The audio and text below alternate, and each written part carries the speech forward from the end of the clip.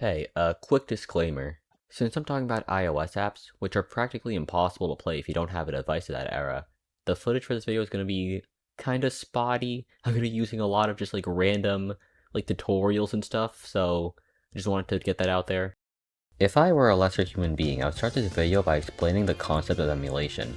But you know what it is. Since the dawn of time, people have wanted to run old thing on a new thing. Yes, I'm claiming that time started in 1963.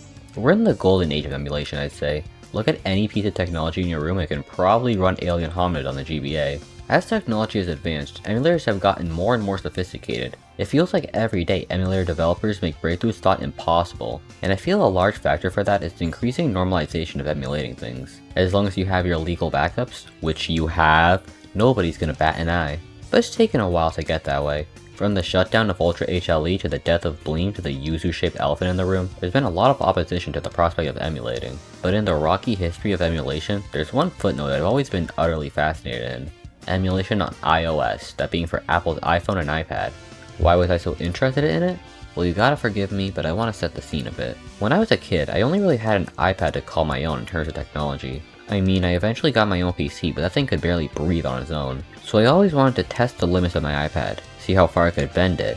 And by that I mean I wanted to get Minecraft Pocket Edition for free. I was a dirty criminal like 7 years old. But also, I had a big fascination with retro games. Not really by choice, I had an iPad and a Wii with either these or the Blob. It's just like, there's an entire world of video games that I never got to experience, instead of Sonic the Hedgehog mobile ports that I never got past the second world of. My uncle had an N64, one of my core memories is seeing him play Pokemon Stadium on it and having my mind absolutely blown. So that, attached with my violent Pokemon obsession, meant that I just had to find a way to play them with the limited resources I possessed. But that was impossible, I thought. Surely you can't turn a mere iPad into a Game Boy.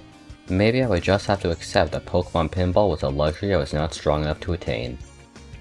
And then God himself sent me a divine message in rage comic form. The original comic is probably lost to time, but I've devised a crude recreation for your viewing pleasure. And that's how the concept of the emulator was planted into little baby Jimmy's head, through player.org. Player.org was a website that hosted Game Boy and Game Boy Color games to play online. So, you know, a web emulator. Only thing is, it only had support for keyboard inputs, but there was an app called Puffin that served as a custom web browser that allowed you to use your touchscreen to simulate keyboard inputs. So that was how I played Generations 1 and 2 of Pokemon for the first time. But then Player.org went down for like a month, so I assumed the Nintendo Ninjas got it or something. I remember it came back, but I wasn't wrong about it not being safe from the Nintendo Ninjas. So now I had to find some other way to play my Pokemons. Now to get to the proper topic of the video. Nowadays, you can find an emulator for virtually any retro console in the App Store, and even some newer ones which technically fall under the retro category depending on how insane the person you're talking to is. But back in like 2017 or whenever I was looking for emulators, they were banned. No app with any sort of functionality for running and emulating games from storage was allowed on the App Store. Apple was just scared of the legal ramifications, I think. They can't control what games the emulator loads, so they probably don't want to be held responsible for little Timmy playing 8-bit porn on an app on their storefront. Not to mention the potential copyright nightmare just waiting to happen. Therefore, if the app could only emulate prepackaged games like with the Namco Museum, all the in-game content could be regulated. But if, let's just say, an innocent-looking app called Remote File Manager released, with hidden functionality and let it load up SNES ROMs, that was a lawsuit waiting to happen. Theoretically. But that didn't stop some people. If you search up like iOS app secret emulator before 2014, you'll find a bunch of stories about an app that promoted one bit of functionality, hid an emulator inside it like a Trojan horse full of not Greek people, and then got removed as soon as the news spread. This obviously wasn't sustainable though. While these apps wouldn't be automatically removed from your device, meaning as long as they aren't deleted you could still use them, it would inevitably break in an eventual iOS update. And there's a very finite number of people willing to not only code an iOS emulator, but also an app to cover it up just for it to get deleted after like a day and potentially lose their ability to upload honest apps to the App Store. And then some people just fucking lied. Pokemon Yellow in the App Store for $1, released by some guy called Home of Anime with screenshots of Fire Red and Leaf Green. What? With screenshots of Fire Red and Leaf Green. Apparently crashes on startup. This was a top seller. So, I hear you ask, when are you gonna get to the point? Right now! The App Store wasn't the only way to install stuff onto your iPhone or iPad. And no, I'm not talking about jailbreaking. Let's talk sideloading. Sideloading is the process of installing an app to a mobile device from a third-party source. Okay, jailbreaking also involves sideloading, but this is sideloading without jailbreaking, essentially bending Apple's rules to get a custom app on your system. Here's an example. The app that introduced me to sideloading was vShare, which was itself a hub for sideloading other apps. It was a piracy app, that's a better way of putting it. You could download free versions of paid games and they took forever to download, it was awesome. That's how I played Minecraft Pocket Edition as a kid. I'm sure you see where this is going to go. Let's flash back to 2011, where a young Riley Tesla would be shown GPS Phone, a Game Boy Advance emulator for jailbroken iPhones, by one of his friends. Being the big Pokemon fan he was, Riley was insanely jealous, but didn't want to jailbreak his phone. But he was also a programmer, dabbling in iPhone apps in his free time, so he did the next best thing. He emulated Pokemon Red on his TI-84 that couldn't even fit everything on his screen. A year later, in Riley's junior year, he was browsing GitHub for iOS projects when he came across GPS Phone's source code. He wondered if it would work if he put it in Xcode, the program for iOS development, and the answer was a resounding no. Not even remotely. But Riley has a dream, an obsession for getting a Pokemon game on his phone without jailbreaking it. So after a few months of rewriting code, he finally unveils GBA for iOS to his friends, and they have a good amount of fun playing Pokemon together. He doesn't think much of the app for another year. It gets a decent burst of popularity after he plugs it in response to a tweet from, and I quote, Steve Streza, former iOS developer at Pocket and avid brony. But most of the people who discovered it through this tweet had no way of actually using it. You see, to install an app through Xcode, you need a computer, preferably some coding knowledge, and an Apple developer account. I don't know the process of getting that last thing in 2014, but I'm sure it wasn't simple. Either way, it'd be a lengthy process for anyone who isn't already a developer, so not very approachable. But later in that year, a new service called Mac Build Server released. It allowed easy sideloading onto non-jailbroken devices simply by providing a link to a GitHub repository, which Riley had already made for GBA for iOS. So eventually people find it, like that gif of Jack Black opening a book, and the app really blows up. GBA for iOS quickly became a sensation, which Apple wasn't a big fan of. The way that Mac Build Server worked was that it had an enterprise developer account, which meant that there were no limits on how many people could download apps from their servers, unlike the standalone developer account that only allowed 100 people ever. As in, if a slot was filled in, it couldn't be used for another year. The intention behind this feature was to allow the beta testing of apps, and obviously Apple did not expect anyone to start using it to turn themselves into a free sideloading service, so they revoked Mac Build Server's license. Now it seems like the end of everything, yeah? Well, this is where the world-famous date trick comes into play. Any device that knows the time likes to perform sanity checks to make sure that whatever time the device says it is really true. But not Apple. Before iOS 8.1, whatever date you set your device to would be the date that it 100% believed it was. Tell it that you were living in 2003 and it wouldn't bat an eye. So if you set your date to before Apple took away Mac Build Server's license, it'd just go, yeah, seems legit, and let you do whatever you wanted. So for the time being, the app was here to stay. And maybe he didn't know it at the time, but the popularity of GBA for iOS would end up changing the trajectory of Riley's entire life. But first, it claims his senior year. GBA for iOS's codebase was a mess. It was built off of GPS Phone, which in itself was built off of GPSP, a GBA emulator for the PSP. Riley wanted to rewrite the entire thing for better stability, performance, and compatibility. His friend Paul offers to do the graphic design, and GBA for iOS 2.0 officially starts development. The two of them worked through their summer and a chunk of their senior year, eventually releasing GBA for iOS 2.0 on February 17, 2014. This is the version of GBA for iOS that I and most other people used, and man, it was phenomenal.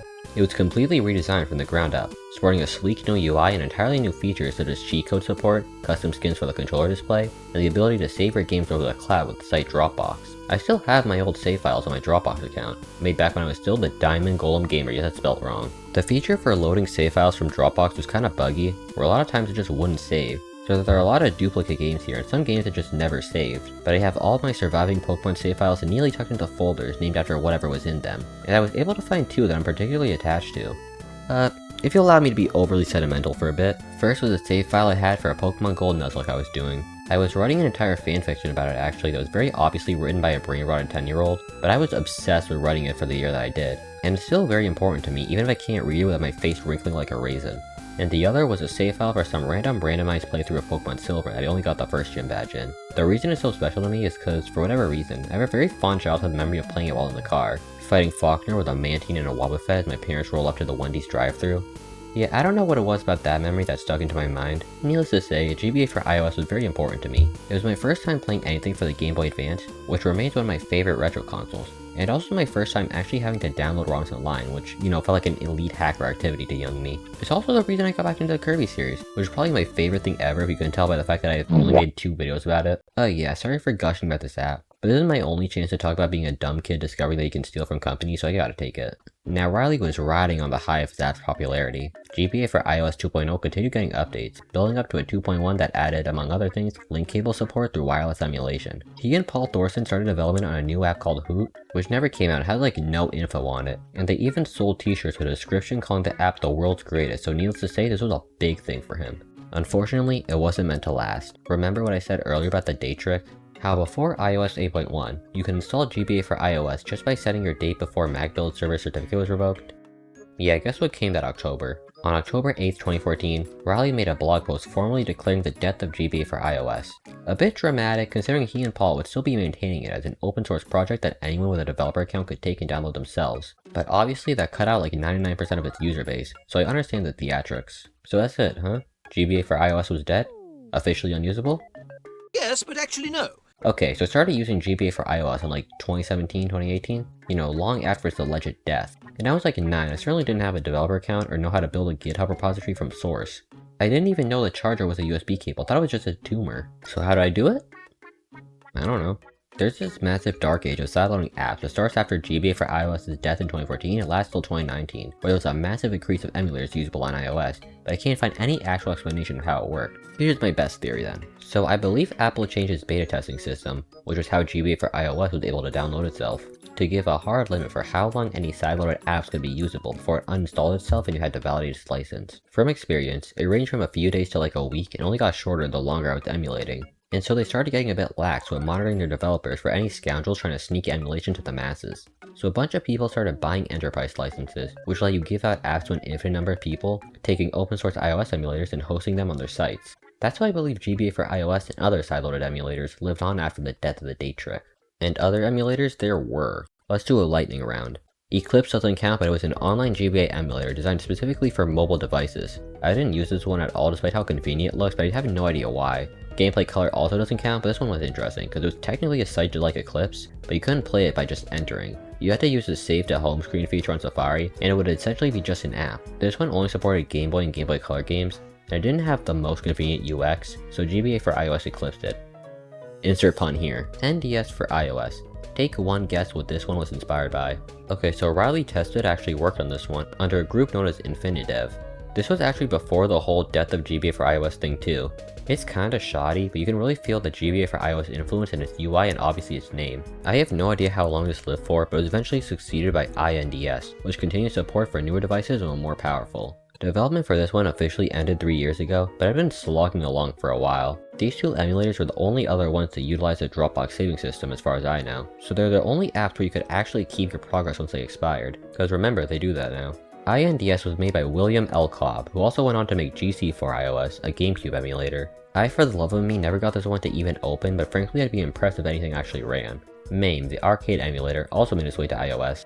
I remember downloading it and looking through it, but I had zero intention of playing a single arcade game on it. I had the Pac-Man app installed. As far as I was concerned, that was the only arcade game in existence. I have nothing to say about Happy Chick, it was like the retro arc of the iOS. Finally, I remember Providence and Nemu, I think that's how it's called, being the go-to SNES emulators. Providence also doubled as a Mega Drive emulator, but I genuinely didn't know what that thing was, so I just used it to play Kirby Superstar. There are a lot more obviously, but those are the ones that I vividly remember and were actually used. I call this a dark age for emulators on iOS, but it'd probably be more accurately described as an inconvenient age. There were a bunch of publicly accessible emulators, but you had to go to these sketchy sites to just trust that what they were hosting was what you wanted, and not actually the evil phone destroying app 3000. And even if it was, you'd only have it for like a week, maybe a month if you're lucky, and there's a good chance that when you reinstalled it, all of your saves would be gone. I was able to make the most of it though. I could rarely ever complete games, but made actually getting to the end of one especially satisfying. But obviously this wasn't optimal, and even I was getting sick of it, as my usual sites would stop paying for their developer licenses, and since the date trick didn't work anymore, those apps would be unusable. So I'd have to find another place and the cycle would repeat, and I'm surprised I didn't get a virus. Actually, no, I think I did once. I remember downloading GBA for iOS, and every time I used its built-in web browser, it would send me to a page telling me that my iPad had a virus. I was quite the adventurous kid. Eventually, a service known as AltStore came in the scene, which promised a safe place to sideload these emulators without them being revoked. I never used it because it was a paid service asking for $80 a year, but from what I've heard, it's a good reputable source if you have the money to spare. In 2018, that is. Come 2019, Riley Tested came out of the woodwork with a new app, AltStore. This was essentially supposed to be BuildStore but free, an app that simplified sideloading by preventing the frantic hoop jumping that it used to require. And to sweeten the deal, he made it the only place you could find something else that he'd been working on. Enter the Delta emulator. After GBA for iOS's death, Riley took a break to focus on college. However, in 2015, he started having an intense itch to start another passion project, and with that came the idea of an all-in-one Nintendo emulator for iOS. Sitting at his desk, the first thing Riley is asked is what the project's name will be. He thinks and comes up with a name faster than any app he's ever made before, Delta. This wasn't going to be another GBA for iOS where it was restricted to only a small amount of people. Later that year, he attended one of Apple's worldwide developer conferences and had been told that Delta could actually release on the App Store. With some caveats, of course. He'd announced Delta nearly 2 years later in December of 2016, claiming that out of the box it would support the Game Boy, Game Boy Color, Game Boy Advance, SNES, and N64. He added NES support with the release of Delta Lite, a lightweight version of Delta meant as a tech demo essentially. But you might be wondering, if he was able to release Delta on the App Store, why was it now restricted solely to AltStore? Well, Apple had suddenly changed their mind on Delta's eligibility to be released on the App Store. Riley was devastated, but didn't let all of his work be for nothing. The rules for sideloading had changed, making it more technically accessible to non-developers, yet nearly impossible to use practically. But Riley saw potential in this new restrictive system, and began to develop an app that would follow every rule but streamline the process so the average person would barely even have to think about it. And that's how AltStore was created.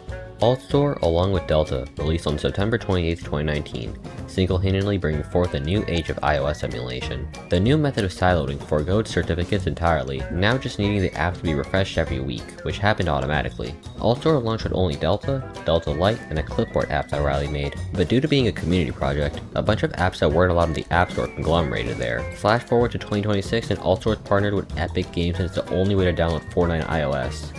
Yeah, it's come a long way, huh? But flash back to 2019 because we're not done here yet. Except we are, so flash forward to 2024. The EU Digital Market Act swept over large tech companies like the vengeful hand of God, demanding more freedom for the people using their services. This divine retribution of course extended to Apple, who were pressured into allowing sideloading for everyone in Europe. Yippee! Riley capitalized on this by creating a new branch of AltStore that's exclusive to European and Japanese users that took advantage of the more lax regulations on sideloading to provide a smoother experience than its brother, now named AltStore Classic. But sideloading wasn't the only thing that Apple was pressured into allowing, and this other one would be a worldwide change. Man, you already know where this is going. This is the time when Apple raised its white flag and allowed emulators to roam the App Store. Now obviously this was a monumental victory. Emulators were most people's main drive for sideloading, and after all of Riley's hard work, 10 years after GBA for iOS died, 8 years after he was told that Delta would never make it into the App Store, it did. It was one of the first emulators to legally enter the App Store, and it rose to the top of the charts instantaneously. The mania that he had started all the way back in 2013 with GBA for iOS was happening again, but now with an even larger user base. Man, this news was so unbelievably satisfying to hear. For such a long time, so many passionate, talented people had to essentially hide in the shadows, the only hope of their app being widely used being through third-party distributors who hosted them on sketchy websites and pocketed the ad revenue. But now, not only could they freely distribute their emulators, but many other emulators came to fill a niche that wouldn't have been worth it previously. Dolphin brought Wii and GameCube emulation, Folium and Manic brought 3DS emulation, and I'm pretty sure you can emulate the Switch somehow. The only potential legal trouble that I could find was Adobe, of all things, threatening to sue Delta because of how similar their logos were. But nothing really came out of it except for Delta's app icon looking a little segmented. At first it looked like this though, which is really funny. If I hadn't made it extremely obvious, I'm really nostalgic for these emulators, and I'm so happy to see them publicly available to a wide audience. As a little techie homebrew nerd, I'll have a bit of a longing for the days where everything was way harder but you felt way cooler doing it, but this is by far the better future, obviously. And hey, sideloading for emulation is still a thing nowadays. For whatever reason, Apple just allows any app on the App Store to utilize JIT, a feature that drastically improves an emulator's performance. Therefore, if you want to emulate the big boy consoles without them looking like a slideshow, you need to sideload some apps that allow you to force the emulators to run with JIT. Sideloading isn't dead, and never will die, not as long as Apple keeps severely restricting what kind of content people can publish. It feels like as the years go on, the things we're allowed to do with our devices is limited more and more. So I just find the idea of bending the restrictive rules of your device to cheat the system really cool. It's why I'm so interested in homebrew. It feels great to crack a beloved system wide open and do whatever you want with it. And I felt that the story of emulators on iOS has been kinda left in the dark. Maybe that's because the story so deeply revolves around one hero who spent over a decade trying to make his creations publicly available, along with many other talented people who came after but didn't get their spot in the limelight. Riley's work to get iOS emulation to where it is today cannot be understated. He's such an amazing developer, starting an emulation revolution before even leaving high school.